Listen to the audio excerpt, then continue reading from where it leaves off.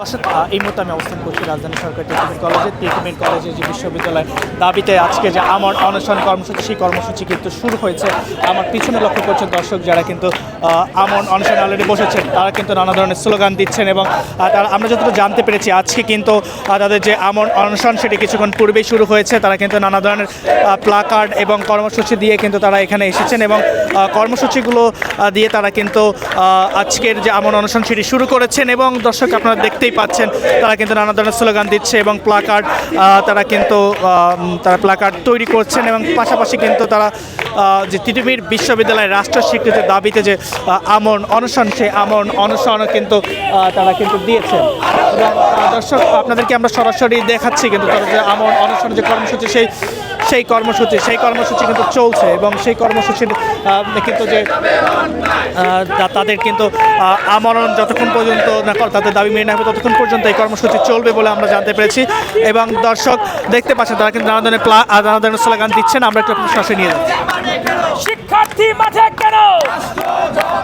শিক্ষার্থী মরবে, দিয়েছি তো রক্ত, রক্তের বন্যা, আপোষটা সংগ্রাম, আপোষটা সংগ্রাম, তিতুমির চাই কি, মহাখালী চাই কি।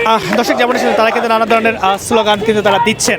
দর্শক, আপনাকে জানিয়ে রাখতে চাই, গত 5ই আগস্ট আওয়ামী সরকারের পরিবর্তনের পরে কিন্তু তিতুমিরকে বিশ্ববিদ্যালয়ের যে দাবি, সেই দাবি কিন্তু জোর গুঞ্জন ওঠে এবং সেই দাবির প্রেক্ষিতে কিন্তু তারা বারাসত্ব ব্যারিকেড সহ নানা ধরনের কর্মসূচি তারা পালন করেছেন এবং সেই কর্মসূচি, সেই ধারাবাহিকতা রেখে কিন্তু আজকে এখানে কিন্তু তারা আমরণ যে অনশন, সেই আমরণ অনশনে তারা কিন্তু বসেছেন।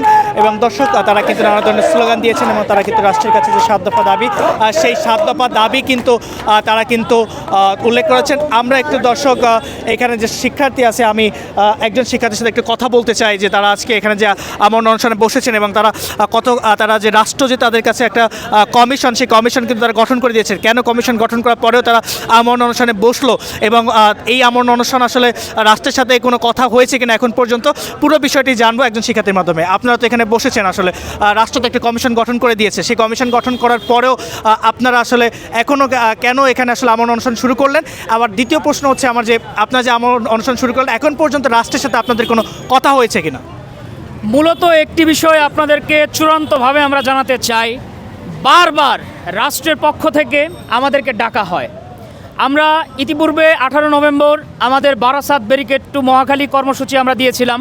আপনারা লক্ষ্য করে দেখেছেন 12,000 শিক্ষার্থী সেদিন মাঠে ছিল এবং আমাদের একটি যৌক্তিক আন্দোলনকে নস্যাৎ করার জন্য রাষ্ট্রের পক্ষ থেকে আমাদের কয়েকজন প্রতিনিধিকে ডাকা হয়। সেখানে আমাদের আশ্বাস দেওয়া হয় ফিজিবিলিটি টেস্ট করবেন, তিতুমির কি আসলে বিশ্ববিদ্যালয় হওয়ার যোগ্যতা রাখেন কিনা, তার জন্য তারা ফিজিবিলিটি টেস্টের একটা কমিটি গঠন করবেন। আমরা চেয়েছিলাম বিশ্ববিদ্যালয় কমিশন গঠন করা হোক, তারা আমাদেরকে যুক্তিতর্কে বলেন আমরা ফিজিবিলিটি টেস্ট করার জন্য কমিশন গঠন করে দেব। আমরা রাজি ছিলাম, শিক্ষার্থীরা সরল মনে সেটি অ্যাকসেপ্ট করে নেয়। দুঃখের বিষয়, মাস 2-1 পার হওয়ার পরেও তাদের কোনো খোঁজ মেলেননি। আসলে কি তারা মহাখালী চেনেন না, তিতুমির কলেজকে চেনেন না, নাকি বাংলাদেশকে তারা চেনেন না? এটাই আমাদের প্রশ্ন থেকে যায়। তারা যদি তিতুমির ক্যাম্পাসকে চিনত, ভাড়া যদি না থাকে তিতুমির ক্যাম্পাসের শিক্ষার্থীরা সেটা বহন করত। দুঃখের বিষয়, কেন মোলা ঝোলানো হলো? এটার জন্য তাদের জবাবদিহি করতে হবে।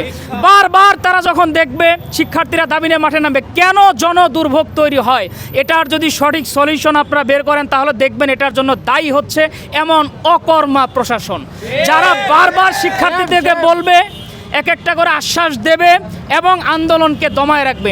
আমরা বারবার বলেছি তিতুমির কলেজের শিক্ষার্থীদের পক্ষ থেকে, তিতুমির অক্ষর পক্ষ থেকে আমরা জনদুর্ভোগের পক্ষে নই, কিন্তু তারা তো বারবার আমাদেরকে রাজি করাচ্ছে, জোর করাচ্ছে, তোমরা মাঠে নামো, তোমরা রাস্তা আটকাও, বাস আটকাও, রেল আটকাও, মানুষের দুর্ভোগ তৈরি করো, তারপর তোমাদেরকে ডাকবো, কিছু বিরিয়ানি খাওয়াবো, তোমাদের সাথে আলোচনা দেব এবং মাসখানিক সময় নিয়ে আগের মতো করে মূলা ঝুলিয়ে দেব।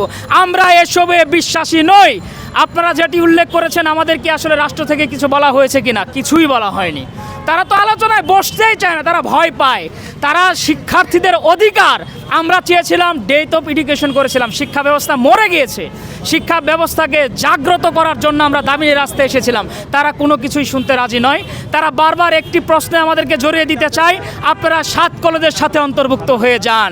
আমরা ভরাক্রান্ত মনে আপনাদেরকে শ্রদ্ধা রেখে আবারও বলছি, তিতুমিরের আলাদা সত্তা রয়েছে, তিতুমিরের আলাদা ঐতিহ্য রয়েছে, ইতিহাস রয়েছে। আমরা 35,000 শিক্ষার্থী সেই ইতিহাসকে বহন করি। ভুলে যাবেন না, আমাদের ইতিহাস আমরা জলাঞ্জলি দিয়ে আপনাদের পায়ের সাথে মিশে যাব। যদি তিতুমিরকে আলাদাভাবে বিশ্ববিদ্যালয় গঠন করা না হয়, আজকে অনশন শুরু হলো। আমাদের ভেতর যারা অনশনে বসেছে, তিতুমিরের সবাই সাধারণ শিক্ষার্থী, একজনের যদি অঘটন ঘটে সেটার জন্য দায়ী এমন অকার্যকর প্রশাসন থাকবে এবং আজীবন প্রত্যেকেই স্মরণ করে যাবে যে ফ্যাসিবাদকে বিদায় করেছিল এই ছাত্র জনতা, এই অকর্মা প্রশাসনকে দেখার জন্য নয়। তারা প্রশাসনিক কাঠামো হয় সংস্কার করবে, আমাদের তিতুমিরকে বিশ্ববিদ্যালয় দিবে, না হয় আমাদের লাশ নিয়ে যাওয়ার জন্য তারা প্রস্তুতি নেবে। দর্শক যেমনটি শুনছিলেন, তারা কিন্তু তাদের যে আন্দোলন, সেই যে কর্মসূচি, সেই কর্মসূচি কিন্তু তাদের কিন্তু সেই কর্মসূচি চলবে। এবং দর্শক, আপনাদেরকে সরকারি তিতুমির কলেজে যে আজকে যে আমরণ অনশন যে কর্মসূচি, সেই আমরণ অনশন কর্মসূচির যে সর্বশেষ যে তথ্য সেটি জানাচ্ছিলাম।